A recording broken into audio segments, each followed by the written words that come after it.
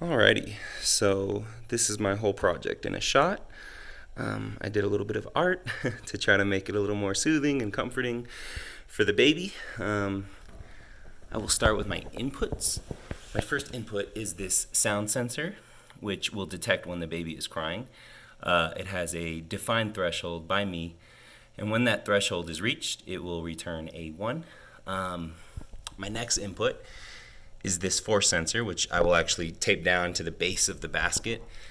And that also has a defined threshold by me that when reached will return a value that can be converted into newtons and then pounds. And my last input is actually just this emergency push button for the user or the parents, and when they hold that down, it will halt, it'll stop everything. The motor will stop running, it'll return to its reference position, the lights will stop, and you can get your baby out, My first output is obviously this servo motor, which I have a little wire connected to it to basically act as string.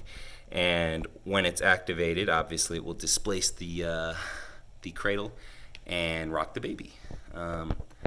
My second outputs are these two little RGB LEDs on the roof, and I have programmed in like some light purples and some like soft blues, just as like a soothing light show for the baby. And these will only be illuminated when the rocking starts, and also when the rocking will only start when the force threshold has been reached, i.e., a baby is in there, and the sound threshold has been reached, i.e., a baby's crying.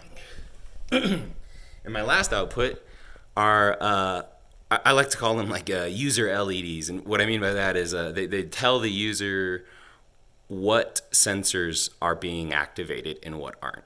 So right now the blue LED is on, and that means the sound threshold is being reached. I'm reaching the sound threshold that I had programmed in. And the reason for that is because I've actually calibrated my sound sensor to be very sensitive right now. And the reason for that is because I want to demonstrate how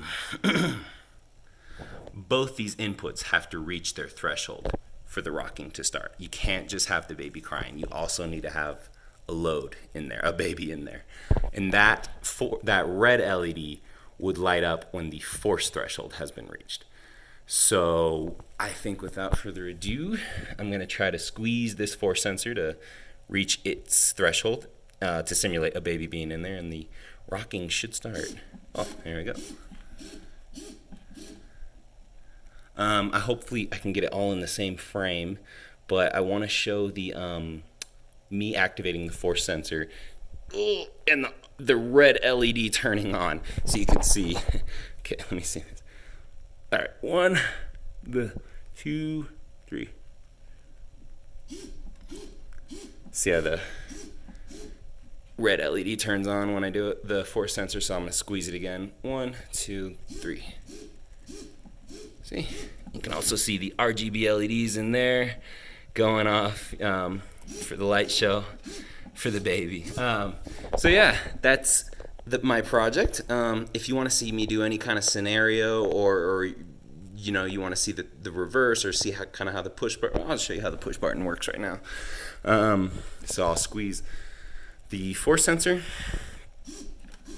but I'll hold down the push button, and it stops everything, and it even exits. See, it even turns off the blue LED. Everything's off. And the way to turn that back on, actually, Dr. Bob showed me today, is you press the reset button, which restarts it. The blue LED turns back on, and now I can work it again. Anyway, yeah, if you have anything you'd like to send me to follow up, any other clips of something you want to see, feel free. But thank you for the time.